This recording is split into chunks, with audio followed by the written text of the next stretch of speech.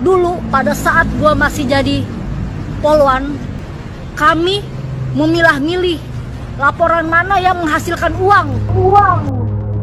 Ini masnya ini udah nggak sopan, mabok, minum-minum di tempat umum kayak gini. Penggalan video. Ketika seragam tak lagi mencerminkan kehormatan dan hukum kehilangan wibawanya karena gemuruh opini publik. Barangkali inilah potret paling jujur dari situasi yang mencuat ke permukaan.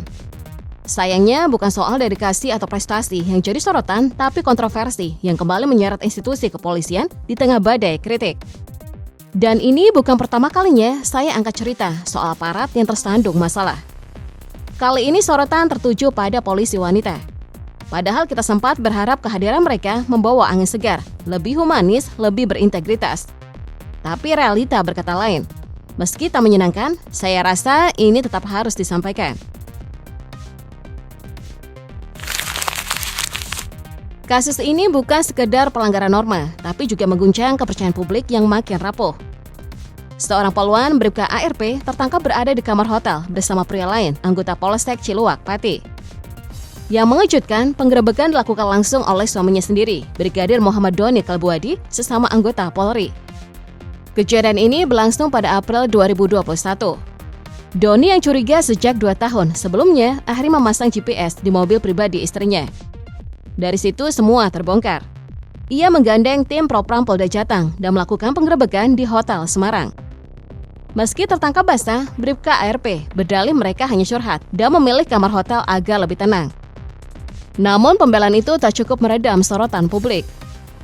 Apapun alasan yang disampaikan, publik keburu menilai.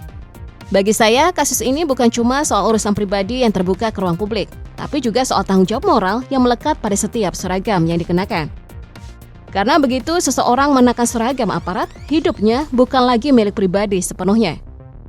Pertanyaannya kini, di tengah segala tuntutan dan ekspektasi masyarakat, apakah aparat penegak hukum masih bisa menjaga batas antara kehidupan pribadi dan tugasnya sebagai penjaga etika dan hukum? Sulit dipercaya, tapi benar-benar terjadi. Seorang anggota Polwan bisa saja tergelincir dalam jebakan komunikasi daring. Ia sampai rela mengirimkan foto-foto tanpa busana kepada seseorang yang dikiranya perwira polisi di Lampung. Fakta yang terungkap belakangan justru jauh lebih tragis. Pria tersebut ternyata seorang narapidana kasus pembunuhan yang mengoperasikan ponsel secara ilegal dari dalam sel penjara. Akibat perbuatannya, Brigadir Polisi Dewi yang bertugas di Polrestabes Makassar diberhentikan dengan tidak hormat karena dinilai telah melanggar kode etik profesi, terutama dalam hal perilaku asusila. Pemecatannya dilakukan melalui upacara resmi di lapangan Karebosi, Makassar. Meski yang bersangkutan tidak hadir, momen ini tetap menyita perhatian publik dan memunculkan banyak perbincangan seputar etika dan pentingnya kehati-hatian saat berinteraksi di dunia digital. Belum reda dari kasus sebelumnya, muncul lagi kisah lain yang tak kalah menggemparkan. Kali ini datang dari Bribtu Kristi, anggota Polwan yang bertugas di Polresta Manado.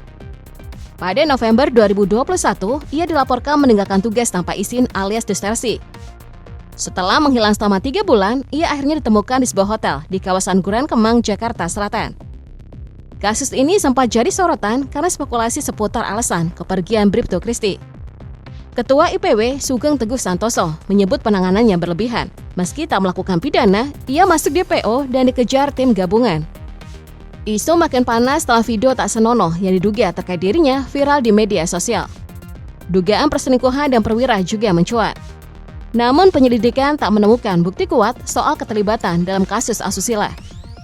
Meski begitu, ia tetap jalani sidang kode etik atas pelanggaran desersi. Ada juga momen yang bikin banyak orang geleng-geleng kepala.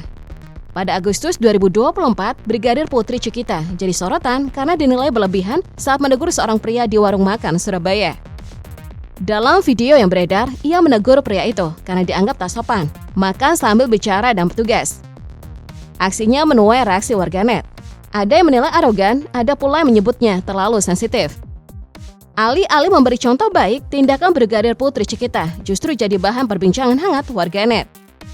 Video dirinya yang menegur seorang pria yang sedang makan di warung karena dianggap tidak sopan langsung viral dan menuai kontroversi.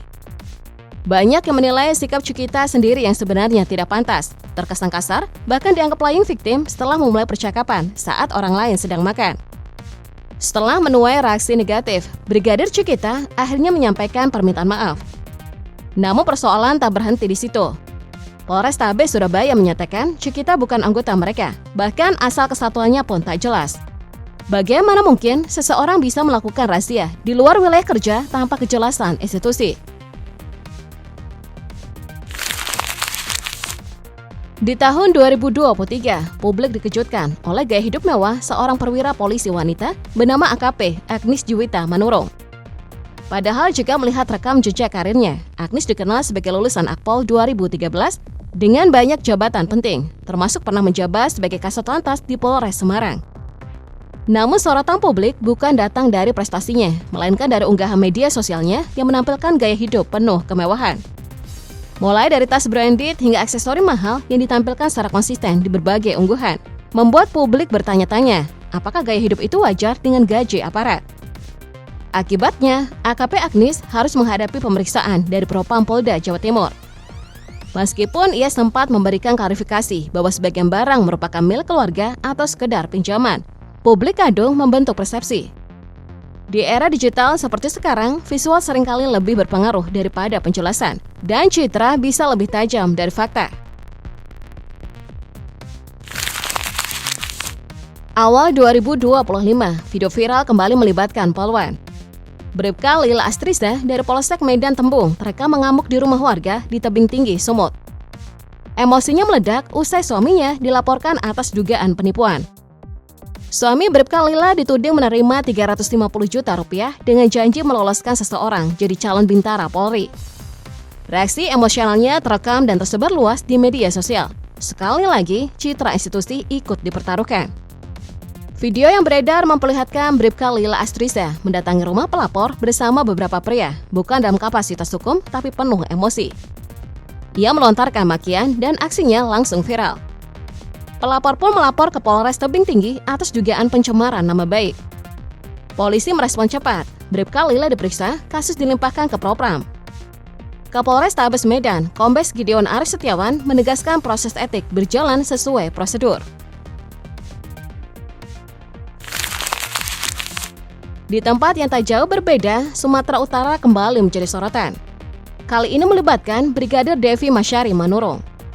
Ia menjadi viral setelah beredar video dirinya yang diduga melakukan kekerasan terhadap anak balita dan mengancam akan menyiram air panas.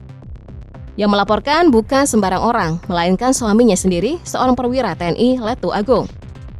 Ia menuduh Devi tak hanya melakukan KDRT, tapi juga menyalahgunakan narkoba dan terlibat dalam praktik pencucian uang.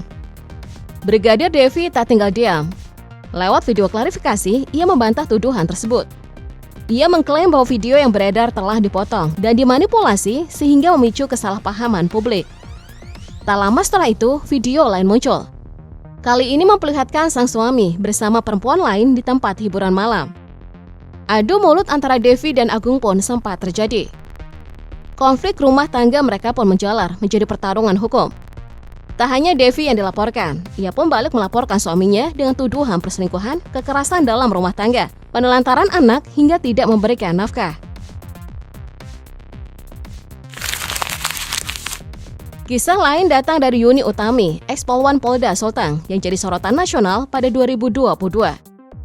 Ia mengaku dipecat karena menolak perintah atasan, membebaskan pelaku pemerkosaan, serta membongkar dugaan praktik korup di Satuan Reskrim. Yuni menyebut laporan masyarakat kerap diproses berdasarkan potensi cuan, bukan keadilan. Sikap vokalnya membuatnya dikenal berani sekaligus kontroversial. Namun pada 2024, kabar mengejutkan muncul. Yuni diamankan Dinas Sosial dan dibawa ke RSJ Solo karena dianggap meresahkan. Pertanyaannya kini, apakah ia benar-benar gangguan atau korban dari sistem yang dulu ia kritik keras? Terlepas dari apakah Yuni Utami benar-benar mengalami gangguan kejiwaan atau tidak, apa yang ia ungkapkan tak seharusnya diabaikan. Tuduhannya bahwa laporan masyarakat diproses berdasarkan nilai ekonomis adalah hal serius dan menyakitkan jika benar. Pernyataannya patut ditelusuri lebih jauh. Bisa jadi ia menyuarakan secuil kebenaran yang selama ini tertutup rapat.